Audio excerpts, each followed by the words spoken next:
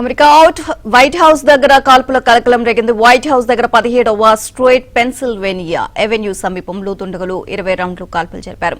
దుండగులపై secret service ఏజెంట్లు కాల్పులు జరిపారు. కాల్పుల సమయంలో ట్రంప్ వైట్ హౌస్ లోనే ఉన్నారు.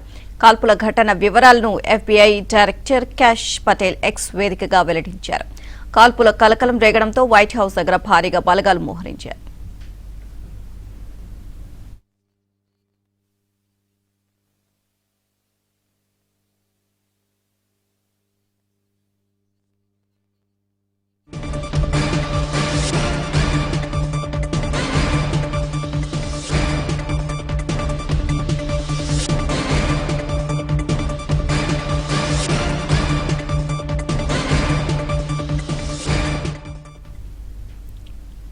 అమెరికా వైట్ హౌస్ దగ్గర కాల్పుల కలకలం రేగింది. వైట్ హౌస్ దగ్గర 17వ స్ట్రీట్ పెన్సిల్వేనియా ఎవెన్యూ సమీపంలో దుండగులు 20 రౌండ్లు కాల్పులు జరిపారు. దుండగులపై సీక్రెట్ సర్వీస్ ఏజెంట్లు కాల్పులు జరిపారు.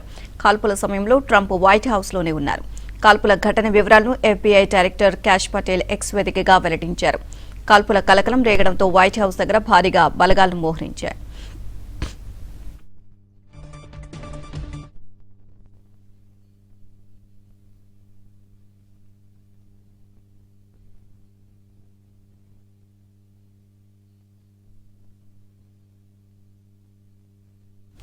కాల్పుల ఘటనకు సంబంధించి మరిన్ని అప్డేట్స్ మా ఢిల్లీ బ్యూరో చీఫ్ కృష్ణారాణి తీసుకుందాం.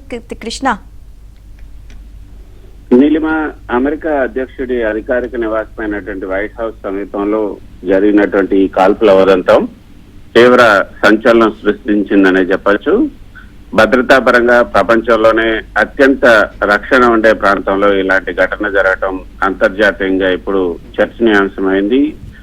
గుర్తు తెలియని దుండగులు వైట్ హౌస్ పరిసర ప్రాంతంలోకి చొరబడి ఏకంగా 20 రౌండ్లకు పైగా కాల్పులు జరపడం అన్నది అది సామాన్యమైనటువంటి విషయం కాదు.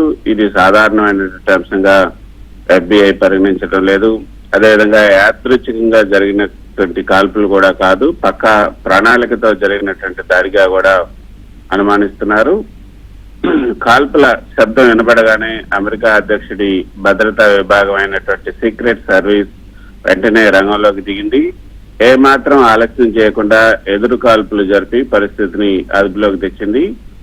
ఈ ప్రమాదకరమైనటువంటి ఘటన జరుగుతున్న సమయంలోనే ట్రంప్ వైట్ హౌస్ లోపలే ఉన్నారు.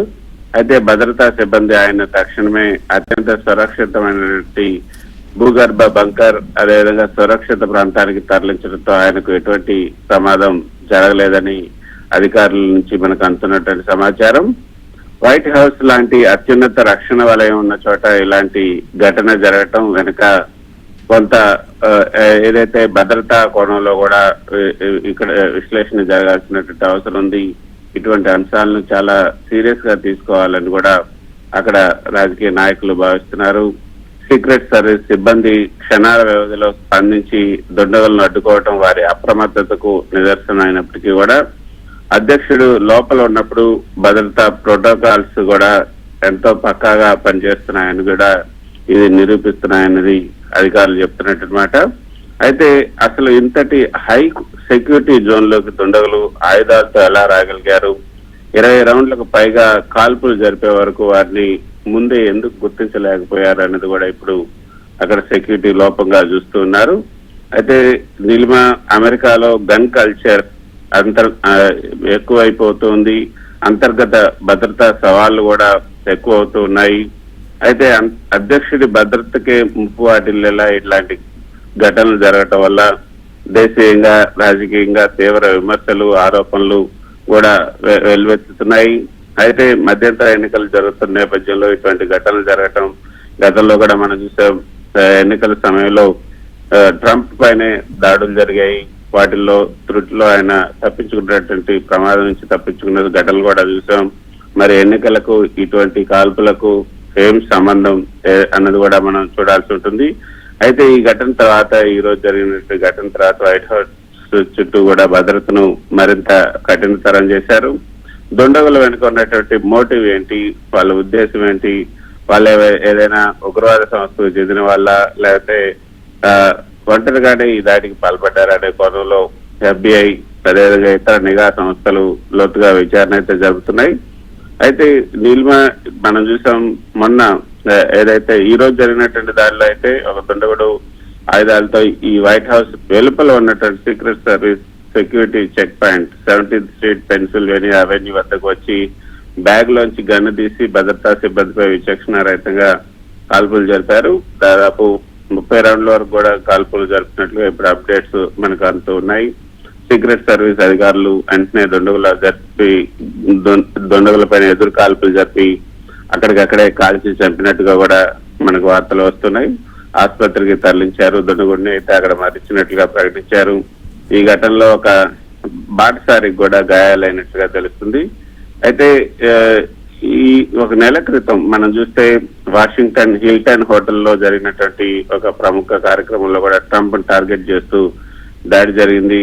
ఏప్రిల్ 25వ తేదీన అక్కడ కోల్ టోమన్ అలెన్ అనే వ్యక్తి షార్ట్ గన్ పిస్టల్ తో హోటల్ లోపలికి సెక్యూరిటీ మెటల్ డిటెక్టర్ దాటుకుని లోపలికి దూసుకెళ్లి కూడా ఈ ఘటనకు పాల్పడ్డారు.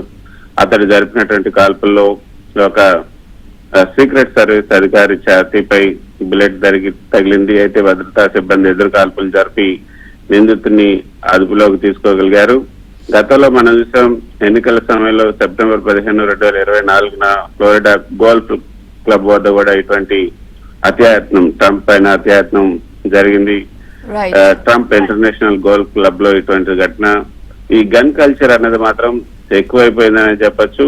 సో దీనికి కారణాలేంటి, ఎందుకు ట్రంప్ ను లక్ష్యంగా చేసుకొని ఈ దాడులు జరుగుతున్నాయి అన్నది కూడా ఇప్పుడు ప్రస్తుతం అమెరికా మొత్తం కూడా చర్చనీయాంశమైంది.